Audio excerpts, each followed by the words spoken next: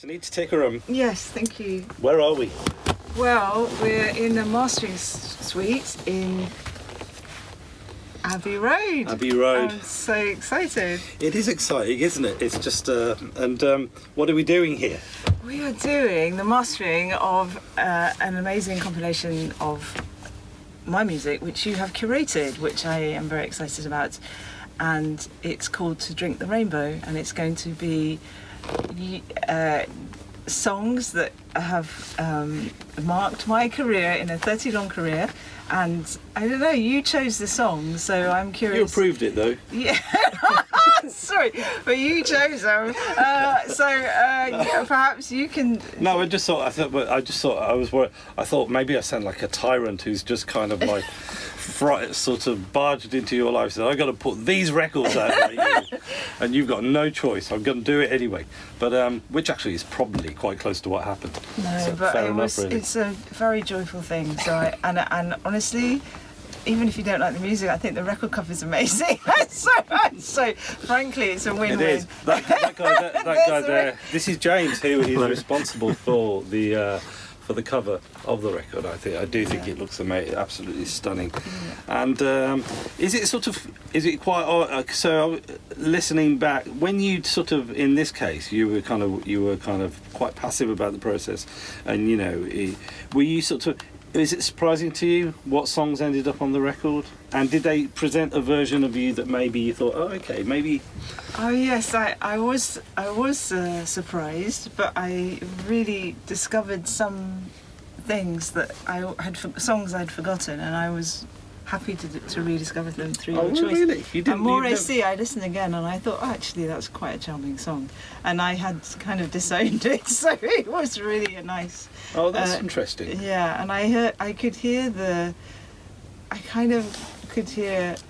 a little bit your taste, which is really nice it's very satisfying for an artist to think that people have listened to their music and definitely there's something that they connect with in it. Yeah, and sort of, I guess with every artist, every fan just sort of takes kind of what is kind of most interesting to them, and so it's their love of that artist. That you see yourself refracted through sort of someone else's tastes. Yeah, so. Absolutely. There is. It's a real. How can I say? It's like a funny mirror.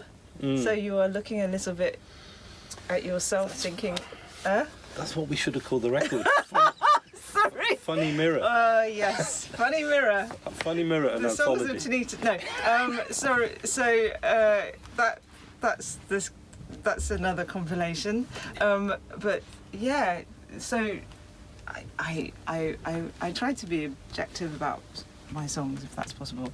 But I think you are quite a melodic. You like melody, and I don't know if that is something connected to your being Greek, part of Greek, yeah, which is really a love of song. So yeah, but we all love melody, don't we? Really, I mean, that's what we all. I do, but it's interesting to see the evolution of songs. That now you hear things and it's straight in, and it's a chorus, or it's a really.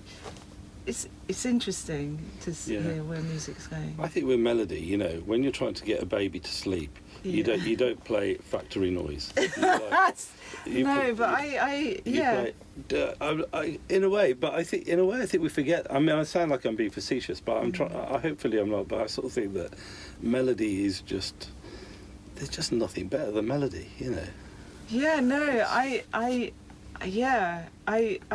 want to always be open to lots of music, so I try to listen to all kinds of things, even if they challenge my ear.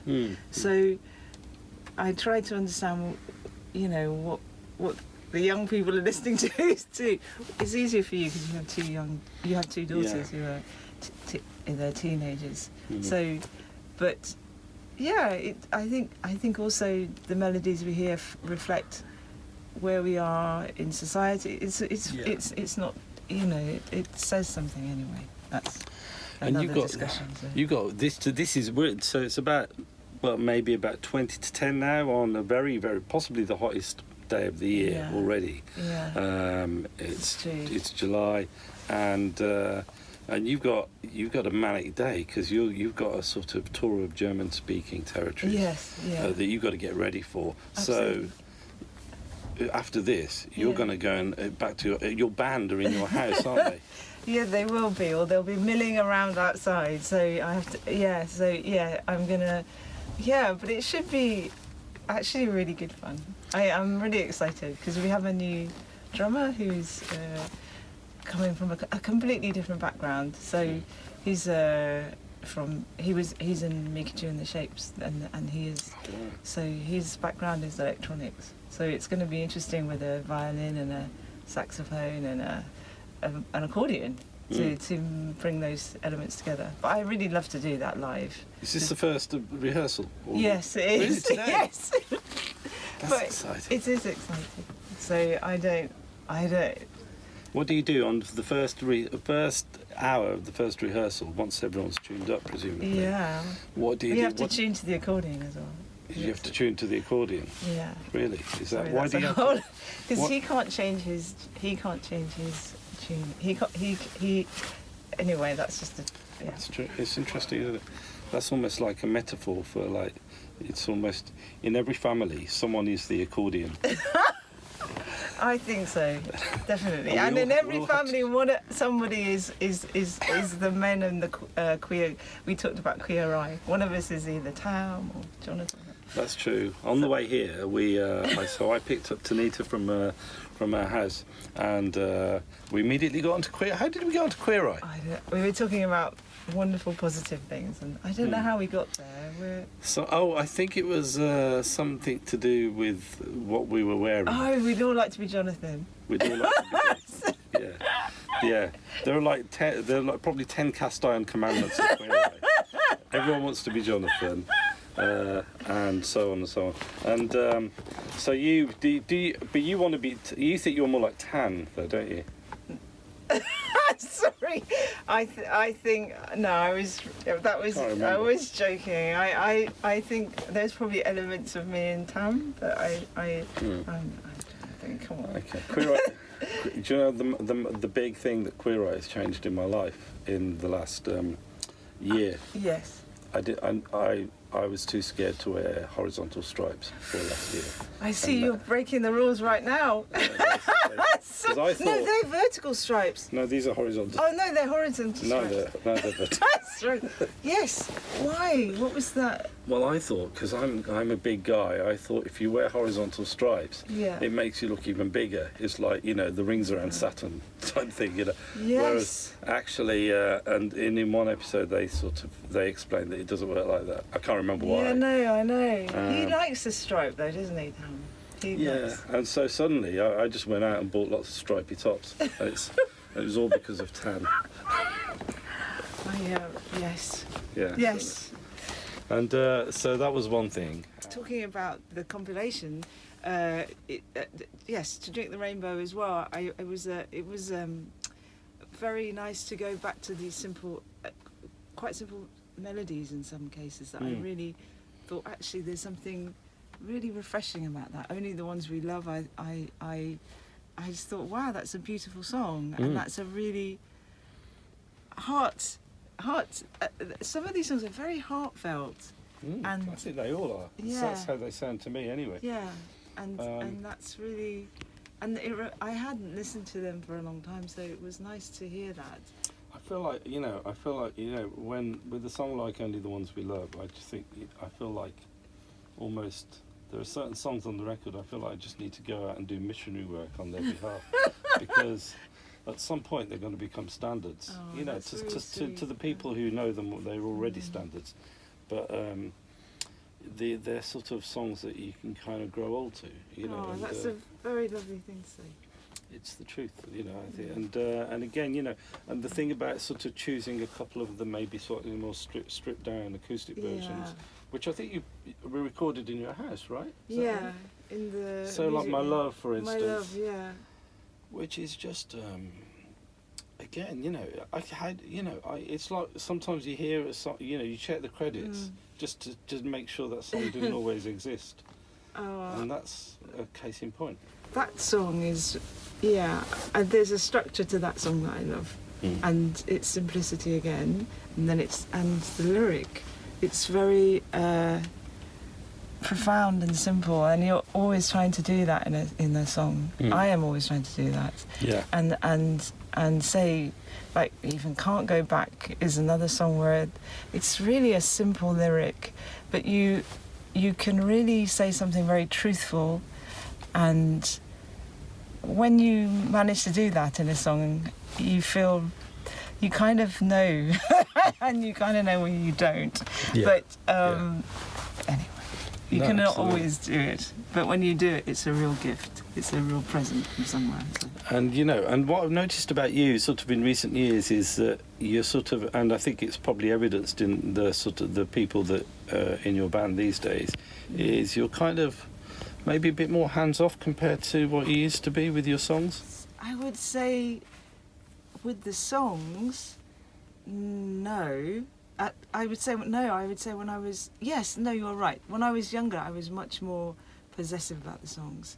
And now I am much more open to collaboration, and I think how I write now is informed by the people I work with as well. Yeah. So when you're young and you start to write, you're very much, at least in my case, you are still that kid in the bedroom who's trying to find their own identity as well. So everything is a little bit more possessive, and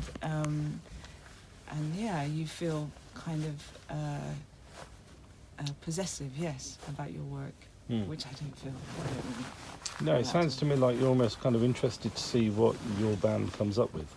And yes, then, I am. I'm really... when you're younger and you're still finding your voice, and also you have discovered your voice in a very private way, maybe, it's that cliche of the teenager in a bedroom writing songs. Yeah, you feel also that it's very fragile, your ability, and now I don't feel that at all. I do feel that everything is always a bit wobbly, but I'm quite open to other people throwing in their ideas. I don't. Yeah, I think when you're 20, for instance, you're sort of, you're sort of you're sort of, mostly sort of a blank page in some ways, so like a piece of paper with your name at the top of it. Yeah. And there's some stuff on it, but mostly it's kind of sort of empty. So, and that's kind of quite a paralysing, scary thing, because, you don't know what's going to be put on that page. Yeah. And so I think that almost makes you more controlling, because you're worried about how this is what's going to fill up that page, and then it'll be there forever. Yeah. You can't rub it out. And then when you're at this point in your life, there's lots more stuff on there anyways, and that's no one can take that away. So when people come along, so in the instance of like having a band and going, you sort of, there's nothing that can really take away your sense of who you are. You know who you are.